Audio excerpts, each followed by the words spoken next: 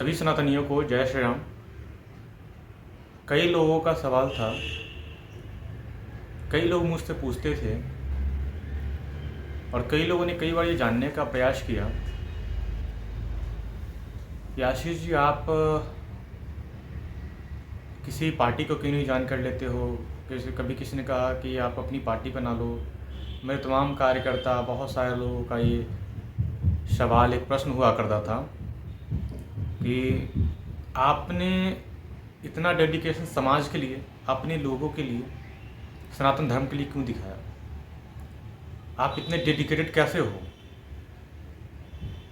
आप इतना जो है अपनी मेहनत की कमाई का, अपने पैसे जो आप कमाते हो, मेहनत से कमाते हो, हर किसी की समस्या में जितना आपसे योगदान हो पाता है आप करते हो, तो आखिर ये सब कैसे कर पाते हो आप।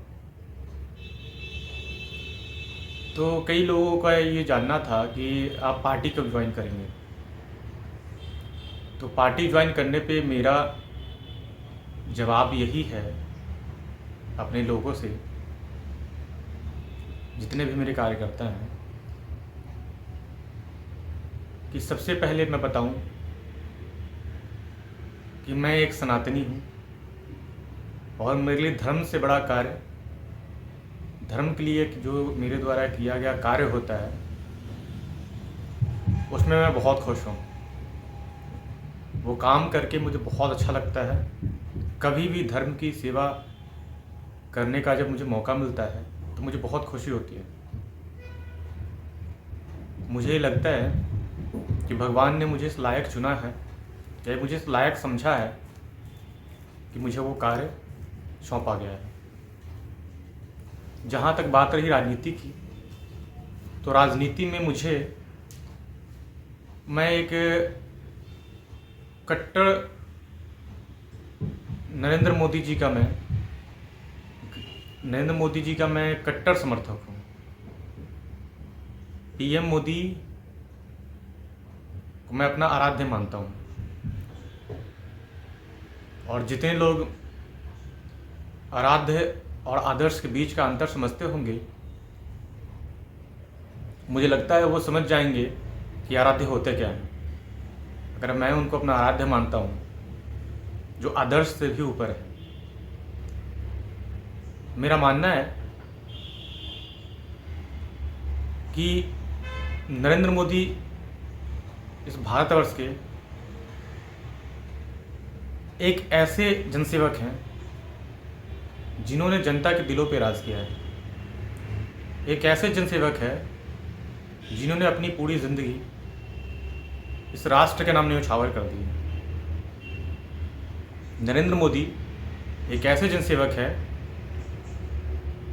जिनके लिए राष्ट्र के साथ साथ धर्म भी सर्वोपरि है। नरेंद्र मोदी ने जो कार्य किए हैं सनातन धर्म के लिए, ये उनका कोई चुनावी एजेंडा नहीं था। जितने लोग नरेंद्र मोदी को जानते हैं, मैं उनको ये बताना चाहता हूँ कि जो लोग नरेंद्र मोदी जी को जानते हैं उनको अच्छे से पता होगा कि नरेंद्र मोदी एक सच्चे सनातनी हैं और महाकाल के अनन्य भक्त हैं। नरेंद्र मोदी जब गुजरात के मुख्यमंत्री थे तब भी वो सनातन के लिए कार्य करते रहते थे।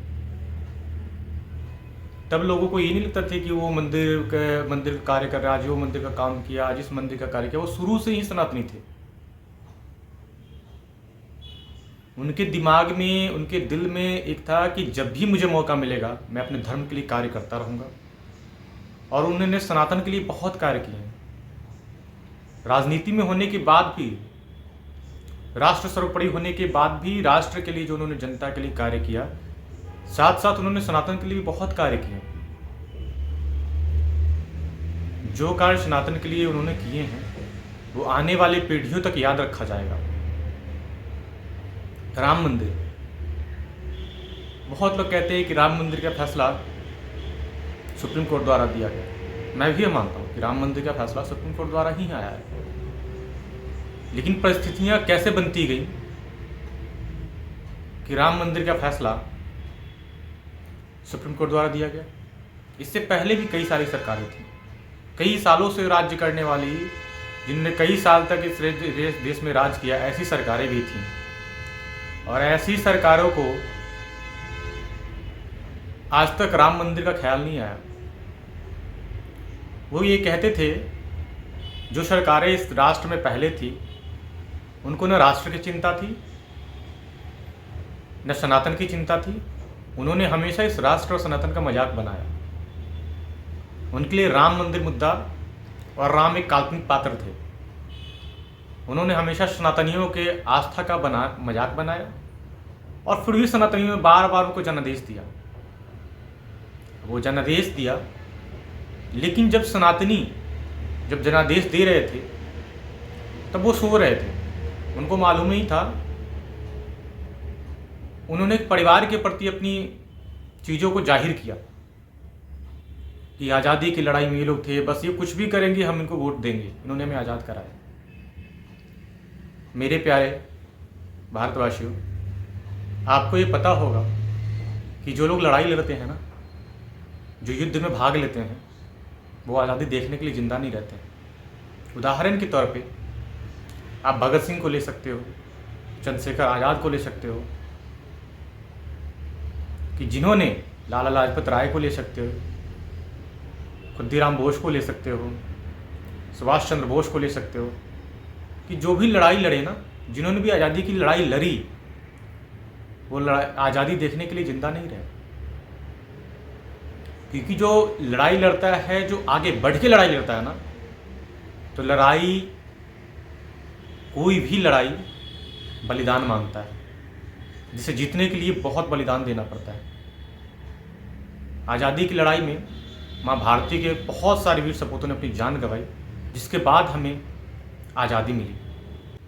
तमाम सनातनी को ये समझने में वक्त ज़रूर लगा, लेकिन तमाम सनातनी धीरे धीरे ये समझ रहे थे कि कहीं न कहीं ये हमारे धर्म का, हमारे सनातन का, हमारे प्रभु श्री राम का ये मजाक बनाने का कार्य कर रहे हैं। इनको हमारे धर्म के प्रति थोड़ी भी सजगता नहीं है, और इनकी सोच तो कुछ और ही है। इनकी सोच तो फिरोज गांधी वाली है। तो इस सनातन को कैसे समझेंगे? धीरे धीरे भारत के सनातनी जगते गए, और भारत के सनातनी जगे, और भारत के सनातनी ने उसके बाद जो है 2014 के लोकसभा चुनाव में ये दिखाया कि भारत के सनातनी जब थोड़े बहुत जागरूक हुए कि हम अपने धर्म के लिए, राष्ट्र सर्वोपरि और धर्म सर्वोपरि, कि जब पथ पे तमाम सनातनियों ने सोचा कि हाँ, ये वही नरेंद्र मोदी है जो राष्ट्र को और हमारे धर्म को बहुत आगे ले जाएंगे। इनको राष्ट्र की चिंता है, इनको अपने धर्म की भी चिंता है, और ये हमारे धर्म को बहुत आगे ले जा सकते हैं, और ये राष्ट्र को बहुत विकसित बना सकते हैं। तो भारत की जनता ने उन पर अपार प्यार लुटाया, जिसके फलस्वरूप 2014 का लोकसभा चुनाव हिंदू वर्सेस मुस्लिम बन गया। पूरे देश में जितने भी सेकुलर पार्टियां थी, पूरे देश में जितने भी मोदी विरोधी थे, क्योंकि मोदी को माना जाता है कि मोदी हिंदुओं के नेता है। बार बार गोधरा कांड को मोदी जी से जोड़ के देखा जाता है। ये कहा जाता है कि मोदी जी पे गोधरा के आरोप लगते रहे हैं, लेकिन ये विपक्षों की साजिश है। विपक्षी पार्टियों का ये एक होता है ना, पब्लिसिटी स्टंट कहते सकते हैं, कि मोदी जी को बदनाम करने को तमाम हथकंडे अपनाते रहे हैं। तो इनके लिए छोटी बात है ये कि मोदी पे आरोप लगाओ, मोदी पे कुछ भी करो, इससे फ़र्क नहीं पड़ता। तो बहुत सारी चीज़ें ऐसी थी जो उन्होंने तमाम हथकंडों का प्रयोग किया कि कैसे भी करके मोदी जी को 2014 में रोका जाए। लेकिन तमाम सनातनियों ने अपने कीमती बहुमूल्य वोट देकर मेरे आराध्य परम आदरणीय प्रधानमंत्री जी को प्रचंड बहुमत से भारत की सत्ता में भारतीय जनता पार्टी को एक जनाधार दिया, जिसके फलस्वरूप नरेंद्र मोदी जी के आने के बाद भारत विकास के पथ पर धीरे धीरे अग्रसर होता गया। मुगलों ने जितने भी ऐसे ऐसे कार्य किए थे, सनातन पे प्रहार किया था, सनातन के मंदिरों को तोड़ा था, ये मोदी जी के मन में कहीं न कहीं एक प्रण था कि हिंदुस्तान मतलब हिंदुओं का स्थान, हिंदुस्तान को, भारत को सनातन संस्कृति से जोड़ के देखा जाता रहा है और भारत की जो पहचान है वो सनातन है। वसुधैव कुटुंबकम की जो नीति है हमारे भारत की, वो शुरू से चलती आई है और वसुधैव कुटुंबकम जो है कहीं न कहीं सनातन में ही है, हमें सिखाया गया है, या सनातन की ही देन है। भारत की संस्कृति सनातन से जोड़ के देखी जाती रही है। नरेंद्र मोदी ने जब ऐसे ऐसे कार्य करने शुरू किए 2014 में, और जो उन्होंने वादा किया उस वादे पे वो आगे बढ़ते रहे, तो कहीं न कहीं सनातनियों का प्यार उनके प्रति अपार होता चला गया। तो कई लोग जो पहले उनके विरोधी हुआ करते थे कि मोदी भी आएगा, ऐसा नेता बहुत बोलते हैं, बहुत कुछ करते हैं, करते कुछ और हैं, बोलते कुछ और हैं, ये चीज़ें तमाम चीज़ें होती रहीं, लेकिन मोदी जी किसी भी चीज़ों का बिना परवाह किए वो आगे चलते रहे। नरेंद्र मोदी जी ने जो अपने दिल दिमाग में जिस कार्य को सोचा था कि राष्ट्र को सर्वोपरि लेके जाना और अपने धर्म के लिए कार्य करना है, वो दोनों को समांतर उस दिशा में वो कार्य करते रहे। धीरे धीरे हिंदुओं का विश्वास, सनातनियों का विश्वास वो जीतते चले कि वाकई में इन्होंने जो कहा वो पूरा किया। जो भी कार्य इन्होंने वादे किए थे, सारे कार्य को इन्होंने पूरा किया। तो एक दिन की मैं वाक्य सुनाता हूं आपसे। मैं अपने कुछ मेरे जो बिजनेस में लोग हुआ करते थे, साथ जुड़े हुआ करते थे, तो एक दिन मैं ऐसे ही बैठा था सबके साथ। 2014 की बात बताता हूँ मैं आपको, क्योंकि मैं कैसे मोदी जी के प्रति, मोदी जी मेरा आराध्य कैसे बने। मैं मोदी जी को शुरू से बहुत मानता था, मैं मोदी जी को फॉलो शुरू से करता आ रहा हूँ। जब वो गुजरात के मुख्यमंत्री हुआ करते थे, मैं मोदी जी को ही आइडियोलॉजी पे, मैं उनको ही अपना आदर्श मानता रहा, और आदर्श से आराध्य बनने तक का सफर कैसे हुआ मैं आपको बताता हूँ। मैं अपने मित्रों के साथ बैठा था, फिर कुछ लोग मुझसे चर्चा करने लगे कि भैया वाकई में मोदी जी ने जो कहा वो तो पूरा किया उन्होंने, और वाकई में बहुत एक पावरफुल लीडर हैं जिन्होंने जनता ने जो कहा उन्होंने एक एक चीज़ कमिटमेंट को पूरा किया। तो मैं ऐसे बैठे बैठे अपने दोस्त से मैंने कहा अरे हमें भी मोदी जी के लिए कुछ करना चाहिए। कुछ लोगों को हंसी आएगी, कुछ लोगों को मजाक लगेगी, आप मोदी जी के लिए क्या करेंगे। मोदी जी अपने आप के लिए, मोदी जी इस देश के बहुत बड़े नेता, विश्व के सबसे लोकप्रिय नेता हैं, जननायक हैं, मैं मानता हूँ। 2014 में जब मैं बैठे बैठे इस चीज़ों को हम लोग जब सोच रहे थे, चर्चा कर रहे थे, तो मैंने ऐसे ही मोदी जी के नाम पे एक छोटा सा दल का गठन किया, मोदी मोर्चा करके। तो मोदी मोर्चा का मैंने गठन किया, ऐसे बैठे बैठे फेसबुक पे एक पेज बना दिया कि मुझे भी मोदी जी के लिए कुछ करना है। मैं मोदी जी की विचारधाराओं पे उस संगठन को एक फेसबुक पे मैं बैठे बैठे लोगों के साथ उस पेज को मैंने बनाया, और पेज को बनाने के बाद जो है ना, मैं धीरे धीरे एक्टिव होकर उस पर कार्य करना शुरू कर दिया। मैं मोदी आइडियोलॉजी पे आगे बढ़ने लगा और लोगों को धीरे धीरे अपने साथ जोड़ने लगा, और कहीं ना कहीं लोग मेरे साथ जुड़ते चले गए जो मेरी विचारधारा के थे। मेरी विचारधारा का मतलब समझते हैं, मेरी विचारधारा का मतलब मैं आपको समझाऊं कि ये नहीं कि हाँ भाजपा के थे या हिंदू थे। मेरी विचारधारा का मतलब मैं कट्टर मोदीवादी विचारधारा का हूँ। मेरे लिए मोदी की अगर आप बुराई और तारीफ करो, इससे मतलब नहीं है। मेरे लिए मोदी जी जो भी डिसीजन लेंगे इस राष्ट्र और देश के लिए होगा और धर्म के लिए एक अच्छा निर्णय होगा। मोदी जी इस राष्ट्र को विकसित बनाना चाहते हैं। मेरे लिए बस ये है कि मोदी का विरोध मतलब एक जनमत का विरोध, मोदी का विरोध मतलब एक हिंदुत्व का विरोध, मोदी का विरोध मतलब एक अपार जनमत का विरोध कर रहे हो। लोग कहते हैं कि विपक्ष में इतने लोग हैं, विपक्ष में इतने वोट पड़े हैं, मोदी जी को पूरी सीटें नहीं मिली हैं। मैं कहता हूँ चलो 140 करोड़ की आबादी मान लेते हैं, तो 140 करोड़ की आबादी में अगर 40 करोड़ विरोध में है और 100 करोड़ की संख्या मोदी जी के समर्थन में है, तो मैं उन मूर्खों से एक सवाल करना चाहता हूँ कि 100 करोड़ के लोग के पास दिमाग ज़्यादा होगा या 40 करोड़ के पास दिमाग ज़्यादा होगा। अगर हम 40-40 को भी निकालते हैं तो दोनों अगर इक्वल भी करते हैं तो तब भी 60 जो है 100 में से 40 को माइनस करेंगे तब भी 60 बन जाए। मतलब 60% लोगों के पास भी क्या और दिमाग नहीं है जो मोदी को बार बार वोट करते हैं और जिताते हैं। तो ऐसा नहीं है, 100% लोगों में अगर 60% लोग नरेंद्र मोदी जी को वोट करते हैं, उनको अपना जनाधार देते हैं, तो इसका मतलब है कि 100% लोग में 60% लोगों को मोदी जी पर अपार विश्वास है कि मोदी जी चाहे कुछ भी करें, चाहे कुछ भी कहें, ये जो भी करेंगे, जो भी कहेंगे, वो देश और राष्ट्र के लिए सर्वोपरि होगा। तो फिर मैं अपने उस चर्चा पे वापस आता हूँ कि बैठे बैठे हम लोगों ने मैंने उस पेज का गठन किया, लोग हमसे जुड़ते चले गए और मैंने मोदी जी के लिए कार्य करना शुरू किया। हमने खूब जगह पे, गुजरात में, राजस्थान में, बिहार में, उत्तर प्रदेश, दिल्ली में, हर जगह हमने खूब कार्य की, खूब लोग जुड़ते चले गए। मैंने अपनी मेहनत की कमाई का बहुत सारा पैसा लोगों की मदद में लगाया। लोगों की मदद के लिए मैं खूब आगे बढ़ के आया। मैंने खूब मेहनत करी, जी जान से मैंने मेहनत करी। मैंने उस संगठन को ना तूफान की तरह आगे बढ़ाया। 3 साल मैंने कड़ी मेहनत करी। 2017 तक आते आते उस संगठन का जो है ना, उस संगठन को 2017 तक आते आते उस संगठन में बहुत सारे लोग जुड़ गए, बहुत कार्यकर्ता जुड़ गए। और मैं पहले मानता था कि जो कहते हैं ना कि नहीं, हिंदू मुस्लिम ठीक है, सब एक जैसे नहीं होते हैं। अब्दुल कलाम भी एक मुस्लिम थे, उन्होंने भी राष्ट्र के लिए सर्वोपरि सोचा। तो मैं इस विचारधारा के साथ उस समय तक था।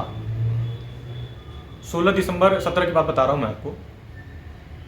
उस समय मोदी का जो हमने एक छोटा सा एक संगठन बनाया था, एनजीओ, जो कि रजिस्टर्ड था, जो कि सरकार से हमने उसको रजिस्ट्रेशन करा के प्रॉपर तरीके से सारा लीगल काम करके उस चीज़ों को हमने आगे बढ़ाया, ताकि कल के डेट में कोई भी हम पे या किसी भी चीज़ पे उंगलियां ना उठा पाए कि आप ऐसा कैसे कर रहे हो। क्योंकि इस भारत में जो है ना, अगर आप अच्छा कार्य करोगे ना तो उंगलियां सबसे पहले आप पे उठेंगी।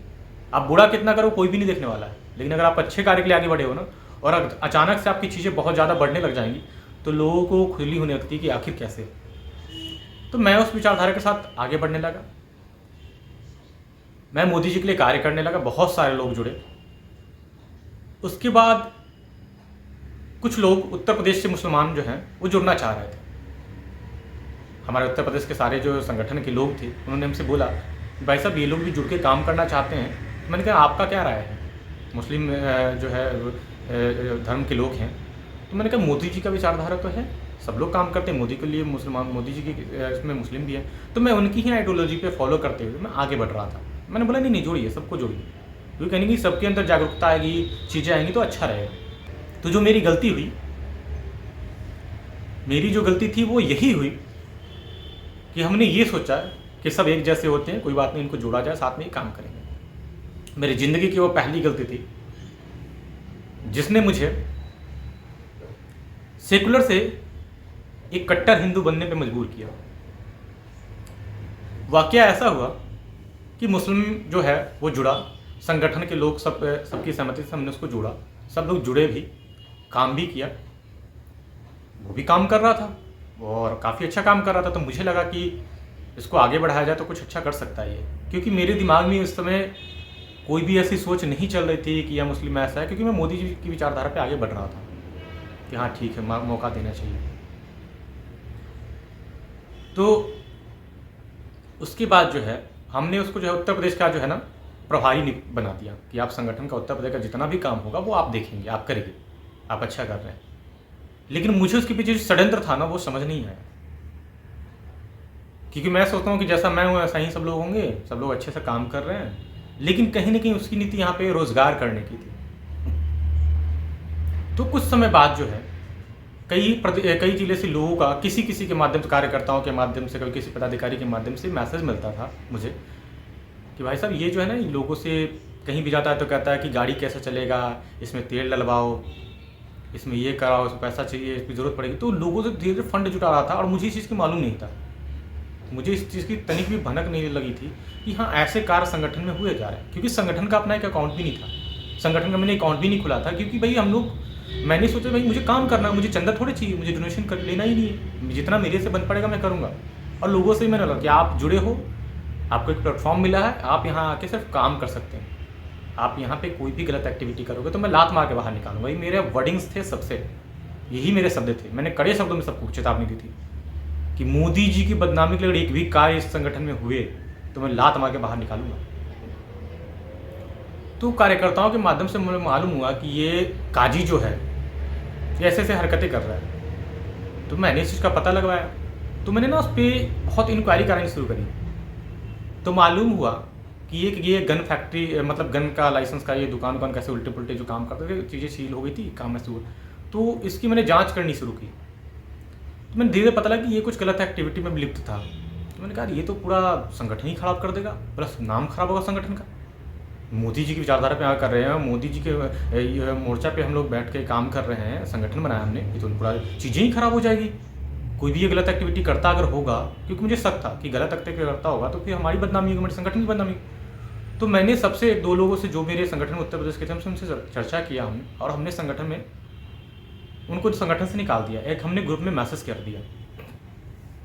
मैसेज करने के बाद जो है जब उनको संगठन से निकाला गया तो कुछ लोग जो सेकुलर हिंदू हैं वो काजी से जा मिले कि काजी जी आपने ऐसा कर दिया, आपको तो आशीष सिंह ने लात मार के निकाल दिया संगठन में, ये वो दी जाए, बहुत सारी चीज़ को लोगों ने पढ़ा। तो कई लोगों ने कहा कि प्रदेश में कई बातें भी हुई कि आशीष सिंह ने जो है काजी को लात मार के निकाला संगठन से, क्या इज्जत रहेगी उस 50 साल के आदमी की, ये है वो है। बहुत लोगों ने उसको चढ़ाया बढ़ाया, जो भी कुछ किया होगा मुझे नहीं मालूम। तो उसके बाद जो है उसने फ़ोन पे बात करी और वो क्या किया, वो मुझसे मिलने के लिए आया, गाज़ियाबाद मुझसे मिलने के लिए आया, और 2-4 लोग लेकर मुझसे मिलने आया था। तो मिलने आया तो मैं उस समय घर पे नहीं था, उसको इस चीज़ का साथ मालूम हो कि मैं घर पे नहीं था, क्योंकि उस समय मैं कुछ काम के लिए भोपाल गया हुआ था। तो मैं वहाँ पे मैंने फ़ोन किया, मुझे बताया गया घर पे कि कुछ लोग आए हैं सीबीआई वाले। मैंने सीबीआई वाले, मैंने कहा सीबीआई वाले क्या करने आए हैं और ये क्यों आए हैं? मैंने कहा पूछो। तो मैंने लोग अपने घर के परिवार के सदस्यों को बोला कि उनका आईडी वाईडी पूछिए कि सीबीआई से है कि ऐसे ही हैं। तो जो मेरे घर के सदस्य थे उनमें से जो एक ने उसको पहचान लिया, ये तो संगठन में था जुड़ा हुआ, ये काजी मोहम्मद काजी, ये तो काजी है। मैंने कहा मोहम्मद काजी सीबीआई बन के आया है। तो वो कुछ न कुछ यहाँ पे अपना एक षड्यंत्र लेके आया था कि इनकी क्या इंक्वायरी करा जाए, क्या करते हैं, कैसे करते हैं, ये इनको फंसाने के लिए वो साजिश रचने का प्लान वो वहाँ से लेके आया था। वो आजमगढ़ का रहने वाला था। उसे मालूम था कि मैं यहाँ नहीं हूँ। वो आया गया और जाने के बाद उसने आजमगढ़ में कोतवाली में एक मुकदमा मेरे खिलाफ दर्ज कराया कि ये जो हैं आशीष सिंह हैं और ये ऐसे मोदी जी के नाम पे एक संगठन चलाते हैं और ये लोगों से पैसे लेते हैं, लोग पैसे लेके लोगों का काम कराते हैं। बहुत सारी चीज़ें ऐसी उसने करी होगी, मुझे मालूम नहीं था। यहाँ तक कि ये मालूम था कि मेरे खिलाफ मुकदमा भी दर्ज कराया गया है। मेरे खिलाफ कुछ भी षड्यंत्र चल रहे थे मुझे मालूम नहीं था। तो उसके बाद लगता है 3-4-5 महीने के बाद 5 महीने को एक फ़ोन आता है कि आप पे ऐसे है कि आप जहाँ वैसे इंक्वायरी करनी थी। हमने हाँ पूछिए क्या जानकारी चाहिए, कोई पुलिस वाले का ही होगा। तो मैंने उनको पूरी बात बताई। मैंने कहा कोई भी दिक्कत हो, कोई भी समस्या होगी ना, आप मुझे कॉल करिएगा, जहाँ मेरी ज़रूरत होगी मैं आऊँगा, आपको मैं पूरा वक्त दूंगा, जो भी आपको इंक्वायरी मेरे से चाहिए मैं उसका पूरा जवाब दूंगा। तो ये अंदर ही अंदर मेरे खिलाफ षड्यंत्र करता रहा। जब इसको चीज़ें समझ में नहीं है कि पुलिस एक्शन नहीं ले रही, ये कुछ कर क्यों नहीं रही, इनका पूरा मुकदमा हुआ, मेरी बेइज्जती हुई, इनसे बदला लेना है, तो उसने कुछ वहाँ के तमाम कुछ चंद पुलिस वालों को मिलाया होगा, आपस में अपने में मिलाया होगा। और वो जानता भी था पहले से, और वो कहता था कि मैं एक रसूख वाला आदमी हूँ, मेरे पास बहुत पैसा है, बहुत पावर है, कुछ पुलिस वाले मेरे दोस्त हैं, और तमाम पुलिस वालों को जो है ना वो मिलजुल के वो काम करता था और पैसे वैसे लेना देना वो करता रहा होगा। तो मुझे कुछ लोगों से पता लगा कि आपको गिरफ्तार कराने के लिए और आपकी पूरे प्रदेश पूरे राष्ट्र में छवि खराब हो, इसके लिए उसने कुछ बहुत पैसे खर्च किए हैं। और पुलिस वालों को बोला कुछ भी करके इनको अरेस्ट करो, हमको इनको हथकड़ी में देखना है एक बार। तो हथकड़ी में देखने के लिए उसने वो सारी कोशिशें करी कि जनवरी का महीना होगा, 2017 की बात बता रहा हूँ मैं आपको। तो अचानक से घर पे 1-2 पुलिस वाले आए और वो पूछने लग गए कि उनको मालूम भी नहीं था, और नीचे काजी भी गाड़ी में बैठा हुआ था। मुझे मालूम भी नहीं था कि मेरे खिलाफ मुकदमा हुआ है, क्या हुआ, कुछ किसी ने कुछ बताया ही नहीं ना। मेरे पास कोई एक लेटर तक आया कि आपके खिलाफ मुकदमा हुआ है, तो कोई वो जाता है ना कि आपके यहाँ भेजा जाता है कोर्ट के द्वारा या पुलिस वालों के द्वारा, प्रशासन के द्वारा कि आपके खिलाफ मुकदमा दर्ज हुआ है, आप आइए जांच में सहयोग करिए। कुछ भी नहीं था, क्योंकि सारा ब्लफ गेम किया गया था। क्योंकि मैंने लाइफ में कोई गलती करी नहीं थी, मैंने कोई ऐसा काम किया नहीं था कि मुझे डर हो, तो मैं निश्चिंत था। वो आए तो काफ़ी देर उन लोगों से बात विचार की क्या है, किस मैटर है, तो वो अपनी वर्दी में भी नहीं थे, वैसे सिविल थे। तो आया उन्होंने बोला कि आपसे पूछताछ करनी है, जाँच करनी है। मैंने कहा ठीक है, आइए बैठिए, पूछताछ करिए। उनको मैंने बिठाया, चाय पानी पिलाया, नाश्ता वास्ता कराया तरीके, क्योंकि मैंने कोई गलत काम किया नहीं था ना, तो मुझे किसी चीज़ का डर ही नहीं था। इतना करने के बाद मैंने उनको बिठाया, मैंने कहा बताइए आपको क्या जानकारी चाहिए। उन्होंने जो सवाल किए मैंने सबका जवाब दिया। उनको बोला कि आप संगठन चलाते हो, फर्जी संगठन। में फर्जी कैसे है? अगर प्रशासन से अगर सरकार से मैंने रजिस्टर्ड करा के कोई अगर एक संगठन को रजिस्टर्ड कराया है तो फर्जी कैसे हो सकता है? फर्जी का मतलब क्या होता है? तो उसने बोला कि आपने लेटर हेड कैसे बना ली। मैंने कहा सर, रजिस्टर्ड संस्था का लेटर बनाना गुनाह है? ये किस संविधान में लिखा है? तो उसने जो लेटर हेड थे उसने लेटर हेड मेरे से ले लिए, संगठन के जो स्टैम्प थे उसने मेरे से ले लिया और उसको एक डब्बे में बंद कर दिया। और मुझे बताते बहुत हंसी आ रही है कि यहाँ से उसने बोला कि मुझे और जानकारी चाहिए, आप थाने चलिए। मैं अपनी गाड़ी में बैठ के, पुलिस वाले अपनी गाड़ी में बैठ के थाने गए। तो उन्होंने आप मेरी गाड़ी में बैठे। क्यों? मैं अपनी गाड़ी से चलता हूँ, आप चलिए ना, क्या दिक्कत है? तो मैं अपनी गाड़ी से थाने तक गया, क्योंकि मुझे पता था कि मैंने कोई गलती करी नहीं, तो मुझे डरने की ज़रूरत ही नहीं थी। फिर उस समय जो है वो थाने लेके, जब हम थाने पहुँचे, जब मैं थाने गया अपनी गाड़ी से वो पहुँचा, तो उसने पता नहीं क्या एक जो है गिरफ्तारी का उसने क्या पर्ची सा पर्चा भरना उसने शुरू किया कि इनको जांच के लिए हम गिरफ्तार कर रहे हैं। तो मैंने कहा गिरफ्तार किस बात के लिए कर रहे हो? ऐसा किया क्या है मैंने? कोई सबूत, कोई गवाह या कुछ ऐसा है जिसमें मैंने कुछ किया? तो नहीं, आपके खिलाफ आपने मोदी के नाम से संगठन चला। मैंने कहा ये मोदी जी के नाम संगठन नहीं है, ये मोदी जी के नाम से एक संगठन है। कहीं पे लिखा है प्रधानमंत्री नरेंद्र मोदी?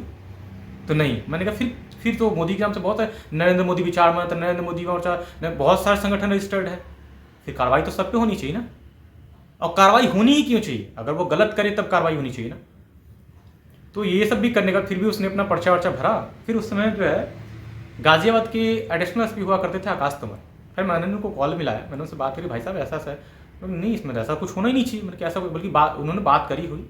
फिर अजय शाहनी वहाँ का एसएसपी हुआ करता था आजमगढ़, उसने पता नहीं क्या बातें बताई कि प्रधानमंत्री से जुड़ा मामला है, ये हो सकता है, कुछ बातें उनसे करी होगी। तो हो ही सकते मैं कि प्रधानमंत्री से जुड़ा मामला कहीं मेरी हो सकता है कि कोई भी इंसान सकते में आ सकता है, कोई बात ऐसा तो नहीं है। फिर जो है चीज़ें ऐसी हुई कि वो लेटर भरा, फिर जो है उन्होंने कहा कि आपको अरेस्ट करना पड़ा। ठीक है चलिए। फिर मेरे लोग वो गाड़ी से बैठ के मैं पुलिस वालों के साथ आया, आजमगढ़ पहुँचा मैं। फिर मेरे लोग भी साथ में थे, वो भी साथ में पहुँचे वहाँ पे। तो वहाँ पे जब मैं मॉर्निंग में पहुँचा, मॉर्निंग में जब वहाँ बैठा तो पुलिस थाने में तो काफ़ी सारे लोग थे। तो वहाँ एसएसपी अपने चेम्बर बैठा था, मेरे से पूछताछ कर रहा था। एडिशनल एसपी था, सचिदानंद गंगवार था, वो सबसे घटिया आदमी पुलिस प्रशासन का, सचिदानंद गंगवार। और जितेंद्र बहादुर सिंह जो आईओ था, वो इतना करप्ट इंसान मैंने लाइफ में आज तक नहीं देखा। और वहाँ का जो पुलिस एसएसपी था वो मेरे से कह रहा है क्या कि मुझे पता है कि आपने कोई गलती नहीं करी, कोई गलत काम नहीं किया, लेकिन आप पुलिस, क्योंकि मैंने पुलिस के लिए वो जांच लिखी थी काजी के मामले में कि पुलिस की भूमिका की जांच की जाए कि आखिर ये असला का जो काम इसका सील हुआ था दुकान, फिर भी ये गोलियों का काम, ये सारे उल्टे पुल्टे जो काम ये कहाँ से करता है? तो मुझे मालूम, मैंने जाँच की, बल्कि इसकी जाँच कराई जाए कि आदमी सही है गलत है, ये कहाँ से ऐसे काम कर रहा है। तो मैंने उसको जांच के लिए काजी के लिए लिखा था। उसमें पुलिस वालों को मैंने कहा था कि पुलिस वालों के भी, उसमें कुछ लोगों ने बोला था कि सर भाई साहब इसका पुलिस वाले से बहुत अच्छा टर्म है, तो मैंने पुलिस की भूमिका की जांच के लिए लिखा था। मैंने प्रॉपर मेल किया था, सीबीआई से लेकर हर जगह, डीजीपी यूपी को मेल किया था, सबको, मुख्यमंत्री जी के सबको मैंने वहाँ पर मेल किया हुआ था। वहाँ से कोई जवाब मुझे नहीं आया। तो वो बोलता है कि आप पुलिस की जाँच कराएंगे। आईपीएस की पावर क्या होती है आपको मालूम है? आईपीएस चाहे तो आपको बिना किसी चार्ज में आपको अंदर बंद कर देगा, जमानत कराते रहिए, मतलब इस टर्म से बात थी। तो आप पुलिस को चुनौती देंगे, ऐसे करके उसने मुझसे बात करी। और बात करने के बाद जो था उसने अपनी चीज़ें करी, बहुत सारे लोग थे, सबको मैंने कहा आपको लगता है कि मैंने गलती करी, आप कार्रवाई करिए अगर मैंने कोई गलती करी। तो बोल रहा है कि आपने, मुझे पता है आपने कोई गलती नहीं करी है, लेकिन आप पुलिस को चुनौती देंगे कि पुलिस के खिलाफ जांच के लिए लिखेंगे, तो आपको बताता हूँ मैं आईपीएस का पावर क्या होता है। उसने सारी जो चीज़ें बातें पूछी, मैंने सारी चीज़ बता दी। फिर उसने जो है ना बहुत सारी चीज़ें उल्टी पुल्टी जो भी था मेरे से ज़बरदस्ती का बोला कि आप इसको साइन कर दीजिए, तो आप चढ़ा। उसने बोला कि आप 2000 के दंगे में थे। उसको ही मालूम नहीं था कि 2000 के दंगे में उसमें मेरी उम्र 10 साल की रही होगी, और मैं उसमें बिहार में रहता था, मैं उसमें स्कूल में पढ़ाई करता था। उसने पता नहीं उल्टी पुल्टी बहुत सारी चीज़ उसमें लिख दी। तो उसमें कुछ लोगों का जो है मेरे लिए फ़ोन भी आया कि भाई साहब आपके साथ ऐसा कैसा। उसने मेरे फ़ोन पे किया, उस सबसे उसने फ़ोन कॉल पे देखा, तो उसको लगा कि लगता है कि इन्होंने कोई बहुत जनता इनके साथ बहुत जुड़ी हुई है, लोग भी इनके साथ काफ़ी जुड़े हुए हैं। तो उसने प्रेशर में आके जो है ना एक दो चीज़ में से कम कर दी, एफआईआर में से धाराएँ घटा दी। मैंने अपनी आँख से देख रहा था कि नहीं ये मत करो ये। तो उसने जो है ना 467 और 468 धारा ऐसे लिखी और बोल रहा है कि ये धारा ऐसी लिखी कि आपको हाई कोर्ट से ही जमानत मिलेगी। और वो जो 467 और 468 धारा उसने बनाई थी, इस ग्राउंड पे बनाई थी कि आपने संगठन कैसे बना लिया, आपने लेटर कैसे छपा लिया, आपने ये कर लिया, आपने जो है सरकारी कागजों का जो है आपने दुरुपयोग किया है। तो मैंने उससे पूछा कि अगर एक रजिस्टर्ड संस्था है, मेरा उसका लेटरहेड बना, तो इसमें गैर कानूनी क्या है? तो उसने मेरे लेटर हेड को, मुझे हंसी आ रही पुलिस कार्रवाई पे कि मेरे लेटर हेड को और मेरे जो स्टैम्प थे, जो संगठन के थे, जो रजिस्टर्ड संस्था थी, जिसका पेपर आज भी है, जिसका पेपर हाईकोर्ट में भी लगा हुआ था, वो सब कुछ पता करा चुका था कि हाँ ये जेन्युइन है सब कुछ, कहीं कोई फ्रॉड नहीं था। फिर भी उसने उसको डब्बे में बंद किया, एक लाल मुहर लाया, उसको बंद करके उसने एक सील सा लगा दिया। सुबह बड़ी सी प्रेस कॉन्फ्रेंस हुई जिसमें आला अधिकारी पुलिस के बैठे होते, और पता है पुलिस में क्या दिया, उसमें अखबार में क्या छोड़ा था कि मोदी जी के नाम पे धोखाधड़ी करते, ये पकड़े गए, वो पकड़े गए, बहुत सारी चीज़ें से गया। और ऑफ कैमरा की मैं बात बताऊं, जब मीडिया वाले हमसे पूछ रहे कि आपने कोई गलती करी, आपने ऐसा कुछ किया है, जो मैंने बाइट दी, मैंने कहा कि आप सिर्फ इस चीज़ की जांच कराइए मेरे मुकदमे की, आपको लगता है कि मैं कहीं दोषी होऊंगा ना, तो आप जो चाहे मेरे बारे में लिखिएगा, मेरे संगठन के बारे में लिखिएगा। तो उसमें से एक पत्रकार पीछे से क्या बोलता है कि हमें पता है कि आप गलती नहीं हो, आप पता है कि हमने कोई गलती नहीं करी है, लेकिन आपने गलत लोगों से पंगा ले लिया। पीछे से उसने मुझे बोला, और वहाँ के जो कोतवाल थे उसमें योगेंद्र बहादुर सिंह, उन्होंने मुझसे बोला कि आशीष जी, मतलब आशीष जी आपने गलती नहीं करी, मैं पता है, लेकिन मैं भी मजबूर हूँ। तो मैं उनकी मजबूरियाँ समझ रहा था कि उनकी मजबूरियाँ जो थी, आला अधिकारियों के प्रेशर था, दबाव था, जिसकी वजह से वो शांत बैठे थे। तो उन्होंने बोला कि मैं मजबूर हूँ, मैं कुछ कर नहीं सकता। और आईओ को खूब पैसा खिलाया होगा, सच्चिदानंद गंगवार एडिशनल एसपी था, जो आईपीएस थे, इस सब लोग का कहीं ना कहीं मुझे मिली वक्त था, क्योंकि अगर आईपीएस चाहता ना तो उसकी जांच करा लिया होता कि जो ये कह रहा है संगठन फर्जी पैसे लेके, ऐसा कोई कार्रवाई है। मैंने कहा कि एक भी आदमी तो बताओ जिसने मुझे पैसा दिया हो, किस काम के लिए मुझे पैसा दिया हो। पहले तो उस आदमी से पूछा जाना चाहिए कि भाई तुम इनको पैसा क्यों दिए हो। अगर तुमने इनको पैसा किसी काम का दिया है, मतलब तुम भी फ्रॉड हो, तुमने भी गलती करी है, किस बात का पैसा इनको, तुम्हें उस पर भी मुकदमा होना चाहिए था। ऐसा कुछ नहीं हुआ। न वो आदमी मिला जिसने मुझे पैसे दिए थे कि मुझे पैसे दिए, वो मुझे फंसाने की पूरी साजिश रची थी। दोनों पुलिस और काजियों ने मिलकर रची थी, पुलिस प्रशासन के कुछ चंद लोग और काजी ने जो है ये प्लानिंग पूरी बैठ के बनाई थी, कैसे उनको फंसाने की चीज़ें। और उसमें क्या था, सोने पे सुहागा इन लोगों के लिए क्या रहा, इनके लिए सोने पे सुहागा ये रहा कि भाजपा से के कुछ नेता मेरे प्रति बहुत चिढ़े हुए थे। कई सारे उसमें मंत्री भी थे जो मुझसे चिढ़ते थे कि ये लड़का किसी को अपने संगठन में बुलाता नहीं है। कुछ मंत्रियों की ये ख्वाहिश थी कि वो आप जो हैं हमारे अपने मंच पे हमें बुलाइए, थोड़ा हमारा भी होगा, स्वागत करवाइए। मैंने कहा कि क्यों, हम लोग मोदीवादी विचारधारा के लोग हैं, मोदी जी के लिए हम लोग काम कर रहे हैं, और हम लोग काम करने में यकीन रखते हैं, ना कि आपको जनसमय आपको क्यों बुलाएं, ये कोई राजनीतिक मंच नहीं है। तो मैंने कई लोगों का विरोध किया था, जिसकी वजह से लोगों को जो मालूम हुआ ना कि मुकदमा दर्ज हुआ, तो उसमें कई लोगों ने, जो मंत्री थे सरकार में, उन लोगों ने उसका समर्थन किया। पुलिस वालों का ठीक है, अच्छा उनको दिखा अच्छा मौका, बोले ठीक है आशीष सिंह को अरेस्ट करो, कार्रवाई करो। तो उनको मंत्रियों का सह और मिला, कुछ नेताओं का सह मिला, जिसकी वजह से लोगों को लगा कि अरे ये तो ऐसा है। तो पुलिस वालों ने तुरंत कार्रवाई करी, और पुलिस वालों को सह मिला, उनको पता कि मेरे पीछे तो और नेताओं का भी सपोर्ट है, जो भाजपा के मंत्री उनको भी सपोर्ट बहुत ज़्यादा अच्छा उनको मिला था। लेकिन भाजपा के, भारतीय जनता पार्टी के तमाम जो बड़े नेता थे, तमाम जो मेरे आदर्श थे, तमाम जो बड़े उसमें महाराज जी मुख्यमंत्री बने थे, उनको इस चीज़ की कोई भनक नहीं थी, उन तक जानकारी नहीं पहुँची थी। क्योंकि मुझे लगता है कि महाराज जी की जानकारी होती ना तो इन पुलिस वालों की खैर नहीं होती, इनकी जांच जरूर कराई गई होती, और आज ये पुलिस वाले सलाखों के पीछे बंद होते। लेकिन कहीं ना कहीं बहुत सारे ऐसे कार्य हैं जो अभी सरकार से छुपे हुए हैं, जिसको उजागर करने की जरूरत है। तो उस समय भी जो उसने कार्रवाई करी, और उसने कहा कि आप जेल जाइए, आपका तो पहले ये होगा उसके बाद देखेंगे। तो मैंने कहा कि कब तक जेल जाऊंगा मैं। तो मैंने एक बात आईपीएस को बोली थी कि वक्त सबका आता है सर, आपका भी वक्त है, आप आईपीएस अपनी पावर का दुरुपयोग कर रहे हैं, करिए, बट हो सकता है कि आज वक्त आपका है, कल वक्त हमारा भी आएगा। तो मैंने उनको कहा था कि अगर मैंने कहा कि सर आप अगर सच के साथ होते ना तो मुझे बहुत खुशी, लेकिन मुझे इस बात का बहुत दुख है कि एक आईपीएस इतना बड़ा अधिकारी नहीं कि इसकी जांच तक नहीं करी। क्या ऐसा प्रेशर था कि गिरफ्तार कराया गया, किस बंदे को जवाबदेही नहीं बनी कि उसको इत्तला किया, उसको बताया जाए, उसको ये सब बताया जाए कि तुम्हारे खिलाफ मुकदमा हुआ, आप जांच में सहयोग। मैंने कहीं सहयोग नहीं किया, तो डायरेक्ट आप 5 महीने बाद किसको मुकदमा दर्ज कराया, चोरी चुपके आए और चोरी चुपके आपने गिरफ्तार कराया और उसको वहां से चले गए। क्या ऐसी मुझे उड़ी रही होगी। तो वहाँ प्रेस कॉन्फ्रेंस हुई, सब तमाम पत्रकार थे, बहुत लोग पत्रकार ने बोला कि आशीष जो आप बाइट, मैंने जो बाइट बोली ना वो मीडिया में कहीं चलाई नहीं गई, उसको हाइड कर दिया, क्योंकि तमाम पत्रकार, कुछ पत्रकार ऐसे थे बोले कि हम लोग पुलिस वाले से दुश्मनी थोड़े बोल लेंगे, हम लोग को जिले में रहना है, कि पुलिस वाले के खिलाफ हम लोग कभी नहीं होते हैं। तो ये स्टेटमेंट सुन के मैं दंग रहा कि क्या ऐसा भी होता है कि पत्रकार अगर सच के साथ आप नहीं हो। तो उसके बाद जो है मुझे जो है जेल भेजा गया। जब सीजीएम के पास में पहुंचा तो सीजीएम के पास जो वहाँ में जाते हैं तो सीजीएम के पास जाना होता है, एक संवैधानिक प्रक्रिया होती है। तो सीजीएम के पास जब मैं वहाँ पहुँचा तो पहुँचने के बाद जब मैंने बोला कि सर ऐसा है, सारे इन्होंने फेक करें, तो वहाँ पे आईओ चुपचाप सर झुकाए खड़ा था, बोल रहा था कि मैंने इनसे पूछी कि अगर एक में कहीं भी सच्चाई, तो नहीं सर हम जाँच कर रहे हैं। सर कहीं भी कोई सच्चाई नहीं है, इन्होंने सारा एक फ्रॉड मुकदमा दर्ज किया है। तो उन्होंने आईओ को फटकार कि आप लोग जांच पड़ताल करते हैं, फर्जी मुकदमा आप किसी भी दर्ज कर देते हो क्या, आपने जांच करी है? तो नहीं सर जांच चल रही है। तो सीजीएम कुछ नहीं कर सकते, संवैधानिक जो प्रक्रिया थी वहाँ से बेल खारिज हुआ, क्योंकि बेल के लिए हमारे वकील ने, हमारे लोगों ने डाला हुआ था। तो उन्होंने प्रेशर बना के पुलिस वालों ने पता नहीं क्या किया कि बेल दिया जा सकता था, क्योंकि कोई ग्राउंड था ही नहीं बेल नहीं देने का। तो फिर भी संवैधानिक प्रक्रिया थी तो बेल नहीं मिली। फिर मैं जेल गया। जेल से आने के बाद मैंने तमाम प्रेस कॉन्फ्रेंस किया, बहुत मीडिया, बहुत सारी चीज़ छापी गई, उसके बाद इस केस को दबा दिया गया। और 2022-23 में, शायद 22 में, 5 साल, 4 साल बाद, 5 साल बाद मुझे लगता है, 4 साल बाद चार्जशीट, 4 साल तक चार्जशीट नहीं लगाई गई। मेरे वकील लगातार पता करते रहे जिला कोर्ट में, इलाहाबाद हाई कोर्ट में, कि जमानत कराई, जब इसमें चार्जशीट लगी है कि नहीं लगी है। 4 साल तो कोई चार्जशीट नहीं लगी।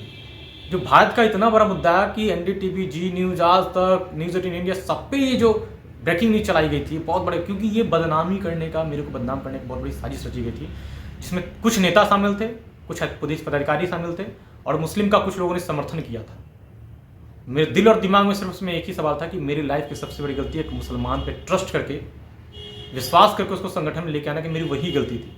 और वहाँ से जेल से आने के बाद मेरे दिमाग में एकदम जो है ये बात एकदम बैठ गई कि नहीं, मुस्लिम नहीं, हमने गलती वो करी जो इतिहास में हमारे पूर्वजों ने करी थी, कि मुस्लिम अपने बाप के सगे नहीं होते हैं तो हमारे कैसे हो जाते हैं। उस दिन से हमने प्रण लिया कि जो भी कार्य होगा, तकरीबन जो है मार्च जनवरी में था, मार्च या अप्रैल में मैं बाहर आया 3 महीने के बाद। जब इलाहाबाद हाई कोर्ट में जब जिरा हुई तो इन पुलिस वालों के जब काउंटर फाइल मांगा गया कि इनके खिलाफ प्रूफ दीजिए, कोई भी प्रूफ नहीं था, एविडेंस दीजिए, कोई भी एविडेंस नहीं था। मांगा गया कि भाई इनका प्रॉपर्टी का ब्यौरा दिया जाए। जब ब्यौरा दिया गया, मैंने कहा कि इलाहाबाद हाईकोर्ट से मैंने अपने वकील से कहा था, उसमें लोगों को बोला था कि जितना भी मांगे ना, इनको सब कुछ अच्छे से पेपर प्रोवाइड कराना। सारे पेपर प्रोवाइड कराएगा। उसने 6 महीने का ब्यौरा मांगा था, साल भर का प्रॉपर्टी का ब्यौरा, जो चीज़ें थी, इनकम क्या है, सब चीज़ का ब्यौरा दिया गया।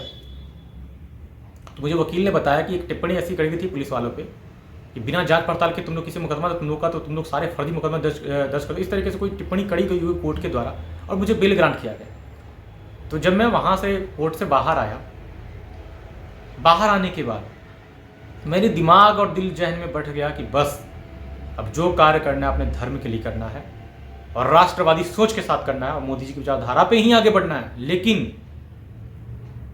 धर्म के लिए सिर्फ कार्य करना है। तो भारत हिंदू परिषद का निर्माण और भारत हिंदू परिषद का गठन जो है मैंने जब ही किया। अब मैं हिंदुत्व के लिए कार्य करना, पहले मैं हिंदू था और मैं हिंदू के लिए बहुत कार्य करता था, लेकिन मैं 2017 के बाद में कट्टर हिंदू बन गया कि नहीं, धर्म से बड़ा कुछ नहीं होता। और गीता में भगवान श्री कृष्ण ने कहा है, धर्मो रक्षो रक्षिता, धर्म की रक्षा करो, धर्म के लिए कार्य करो, धर्म तुम्हारे लिए, धर्म तुम्हारी सुरक्षा करेगा। तो मैं सनातनी हूँ, और सनातनी होने के नाते मेरा सबसे पहला कर्तव्य है अपने धर्म के लिए कार्य करना, दूसरा कर्तव्य है राष्ट्र के लिए कार्य करना।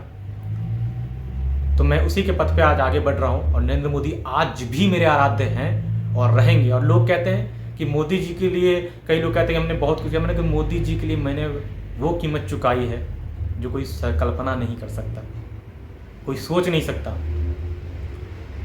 उस दौरान जब मेरे मुकदमे हुए थे ना, कुछ ऐसे वारदात हुए जो मैं बहुत भावुक हो गया था। मुझे लगा कि मुझे सब चीज़ छोड़ देना चाहिए, मुझे लगा कि मुझे संगठन ही सब चीज़ छोड़ के एकदम अपने बिजनेस पे ध्यान देना चाहिए, मुझे कुछ नहीं करना है। मैं बहुत टूट गया था कि क्या ये देश में संविधान इतना कमज़ोर हो गया कि किसी के खिलाफ कार्रवाई ऐसे करा दी जाती है। उस बीच मेरी जो है सिस्टर की शादी थी, और मैं अपनी बहन की शादी, मेरे घर का मेरी शादी है, मतलब मेरी बहन की शादी थी, मैं अपनी बहन की शादी को भी अटेंड नहीं कर पाया था। मुझे बहुत दुख था इस बात का कि मेरे घर में शादी है और मैं जेल में हूँ। मेरी माँ को पैरालाइज अटैक आया था और मुझे बहुत दुख था इस बात का कि मेरी वजह से मेरी परिवार को झेलना पड़ा, जबकि मैंने कोई गलती नहीं की थी। जेल से आने के बाद बहुत लोगों ने मुझे बहुत ताने भी दिए। उनका बोलना जायज़ था, उनका गुस्सा जायज़ था, उनकी एक एक प्रतिक्रिया जायज़ थी। मैं लोगों ने कहा कि मोदी मोदी करते रहे तुम्हें क्या मिला, जेल गए, ये मिला। बहुत लोगों ने कहा कि तुम मोदी मोदी करते करते जेल पहुंच गए ना, तुम खूब काम किए, तुमको क्या मिला। अपने काम पे ध्यान दो, अपने बिजनेस पे ध्यान दो, अपने परिवार पे ध्यान दो, इन सारी चीज़ों को करो। ये तुम्हारे लिए यही है। मुसीबत आती है तो परिवार खड़ा होता है, कोई भी नहीं आता। लेकिन भाजपा के कुछ ऐसे भी नेता थे, केंद्र में संगठन में कुछ ऐसे भी लोग थे। जब मैं जेल से आया, मैं उनसे जानना चाहता था कि मेरी गलती क्या थी। मैंने बहुत लोगों को बहुत कुछ बताया, अपनी पूरी सच्चाई बताई, लेकिन कहीं ना कहीं कुछ लोगों का समर्थन मिला, सपोर्ट मिला, मेंटली सपोर्ट उन्होंने मुझे दिया कि नहीं नहीं, इनसे डरने की जरूरत नहीं है, थकने की जरूरत नहीं है, हारने की जरूरत नहीं है। अगर आप मोदी जी के सच्चे सिपाही हो तो आप कार्य करो। मैंने कहा मोदी के लिए मैं कार्य तो हमेशा करूँगा, लेकिन मुझे एक रास्ता नहीं मिल रहा है, मैं किस रास्ते पर जाऊँ। तो काफ़ी लोगों से विचार विमर्श हुआ। कुछ लोगों ने मेरा बहुत समर्थन किया। जब भी मैं मिला तो उन्होंने मुझे 2 बातें समझाई कि राजनीति में सब चीज़ें होती रहती हैं। आप समाज में जब अच्छे काम करते हो तो बहुत विरोधी आपके अपने खड़े होंगे और बहुत झूठे केस मुकदमे, बहुत सारी चीज़ें ऐसी होती रहती है राजनीति में। तो अब कई लोग मुकदमा डालेंगे, कुछ भी करेंगे, तो आप काम करते रहो। जिसमें कई लोग थे जिन्होंने मेरा बहुत समर्थन दिया, मुझे उनसे बहुत प्यार और सम्मान मिला। जिसमें भाजपा की राष्ट्रीय उपाध्यक्ष थी रेणु देवी, जो डिप्टी सीएम बिहार बाद में बनी। कमल पटेल थे, कृषि मंत्री थे मध्य प्रदेश सरकार में। शिवराज सिंह चौहान मुख्यमंत्री थे मध्य प्रदेश सरकार में। और मैंने काफ़ी चीज़ें जो हैं माँ यशोदा बहन से भी शेयर करी, प्रधानमंत्री की जो धर्मपत्नी है, मैंने उनसे भी चीज़ें बताई, उनके लोगों से भी उनसे मेरी काफ़ी चर्चा हुई। तो उन्होंने मुझे जितने बोला बेटा तुम काम करो, बहुत सारी चीज़ें ऐसी होती रहती हैं कि लोग बहुत परेशान करते, बहुत संघर्ष से बना। अगर मोदी जी को आप मानते हो इतना, तो आप सोचो ना, उन्होंने लाइफ में बहुत संघर्ष किया है। मैंने कि उस चीज़ को तो मुझे पता था और मैंने कहा ठीक है माँ, मैं ऐसा ही मैं आगे काम करूँगा ज़रूर। और मैं काम कर ही रहा था और मैंने अपने कार्य को आगे करना जरूरी समझा। और मैं अपने संगठन के माध्यम से आज हिंदुओं के लिए, अपने संगठन के लिए, अपने धर्म के लिए, अपने राष्ट्र के लिए काम कर रहा हूँ और लगातार करता रहूँगा जब तक मेरी ज़िंदगी रहे। और मैं लोगों के लिए कार्य कर रहा हूँ और मुझे आज लोगों से, मुझे अपने सनातनियों से बहुत प्यार मिलता है, बहुत सम्मान मिलता है। मैं आज भी मेरे अंदर एक चीज़ें हैं कि मुझे लगता है कि भाई मुस्लिम जो है वो गलत करेंगे नहीं करेंगे, मुझे इससे मतलब नहीं है। मुझे हाँ, लेकिन अगर मुझे सही हो कि जहाँ बात आती है, जहाँ मैं देखता हूँ कि ये बिल्कुल भूखे मर रहे हैं, तो मैं ऐसे में उनका समर्थन में उनको ऐसे करके लोगों से मदद जरूर करवाता हूँ, मदद करती। लेकिन ये नहीं कि संगठन में जगह नहीं, इनको किसी लायक नहीं बनाया जाए, या उनको इस लायक मैं अपने संगठन में कभी नहीं लेके आऊँगा। मैंने कहा कि मेरे संगठन में हिंदू, भारत हिंदू परिषद, इसका मतलब भारत हिंदुओं का जो परिषद का गठन हुआ है, तमाम सनातनियों के लिए इसमें कार्य होगा, धर्म के लिए कार्य होगा, जिसमें नदी संरक्षण, गौशाला निर्माण, धर्म के लिए कार्य, लव जिहाद पे रोक और तमाम जो हमारे धर्म के लिए जो कार्य होंगे वो संगठन के माध्यम से किए जा रहे हैं। मैंने इस संगठन को भी रजिस्टर्ड कराया हुआ है और तमाम संगठनियों का प्यार, मुझे सम्मान मुझे आज मिल रहा है। और बहुत सारे लोग मुझे समर्थक हैं, मेरे सपोर्ट में जो आज हैं, मैं उन सभी का दिल से जो है शुक्रिया अदा करता हूँ। और मैं सबका बहुत आभारी हूँ कि आप लोगों ने मुझे इतना प्यार दिया, इतना सम्मान दिया और कहीं ना कहीं इतना कार्य करने की जो ऊर्जा मिलती है और जो मैं कार्य कर पाता हूँ, कहीं ना कहीं आप लोगों का प्यार को देख के। क्योंकि मेरे कई सारे गुजरात में, महाराष्ट्र में, राजस्थान में आज भी वो कार्यकर्ता हैं जो उस समय के जुड़े कार्यकर्ता हैं, उनकी हिम्मत आज भी मेरे काम आती है।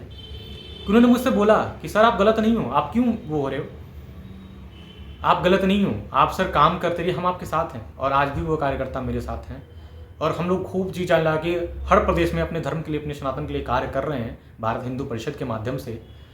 भारत हिंदू परिषद को मुझे उस ऊंचाई तक लेके जाना है ना कि एक धर्म के लिए कार्य करने वाला एक बड़ा संगठन बनाना है मुझे। और इसमें आप सभी सनातनियों का, सभी तमाम हिंदू भाइयों का मुझे सहयोग चाहिए होगा। मैं एक सनातनी हूँ और मैं इस चीज़ को मान चुका हूँ कि अपने धर्म के लिए कार्य करो, धर्म तुम्हारे लिए खड़ा रहेगा।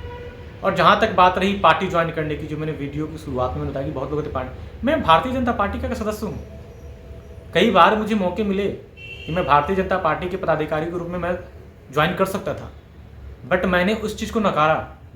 मैंने कहा कि मैं मोदी जी का एक सिपाही हूँ और क्योंकि मोदी जी भारतीय जनता पार्टी के से प्रधानमंत्री बने और भारतीय जनता पार्टी की विचारधारा मुझे अच्छी लगी बचपन से, क्योंकि मेरा पूरा परिवार शुरू से ही भाजपा को वोट करता है। जब मैं बचपन में था ना, जब मैं देखता था कि पापा किसको वोट करके आए हैं, तो जब नाखून पे जो होते थे ना, पहले तो जो स्याही की मार्क दी जाती थी, आज भी होती है वो, तो मैं पूछता था कि किसको वोट किया आपने, तो जब बोलते थे ना कमल, तो मेरे उस समय जो लोग तो ना बिहार में जब हुआ करते थे उसमें कमल के बहुत कम समर्थक बात करते थे। और अब मुझे लगता है आज भी बिहार में उतना जागरूक नहीं है लोग कि कमल को वोट क्यों किया जाए ये जानने के लिए। तो मेरे यहाँ लोग शुरू से ही भाजपा के समर्थक थे, अब भाजपा को आज तक भी वोट करते हैं। और कहीं ना कहीं मेरे घर में मुझे आज भी लोग ताने देते हैं कि एक बार भाजपा को वोट की तो जेल गया ना, अब दोबारा जो है कोई एक बार मतलब एक बार भाजपा का समर्थन किए, मोदी के यहाँ पर मोदी किए तो क्या मिला, जेल मिला। अब दूसरी बार फिर भी जेल जाओगे, फिर लोगों का ऐसा ताना मेरे प्रति रहता है। और इवन यहाँ तक कि मेरे परिवार के लोग मुझे ये ताने देते हैं कि मोदी करते एक बार जेल गए, फिर बोले कि दोबारा तुमको फिर न कहीं किसी मैटर में फंसा कर तुमको दोबारा जेल भेज दिया जाए।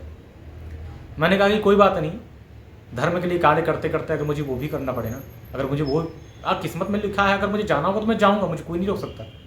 तो मेरे परिवार के लोग मैं समझ नहीं पाता हूँ कि वो मेरे प्रति मेरा प्यार दिखाते हैं या क्या है, मैं समझ नहीं पाया। हो सकता है मेरे प्रति उनको बहुत प्यार हो, मेरे प्रति बहुत चिंता होगी, वो इसलिए मुझे ताने देते होंगे कि मोदी करते जेल चले गए, इससे अच्छा है अपने धर्म के लिए कार्य, अपने बिजनेस पे ध्यान दो, अपने अपने परिवार के लिए काम करो, वो परिवार ही तुम्हारा साथ देगा।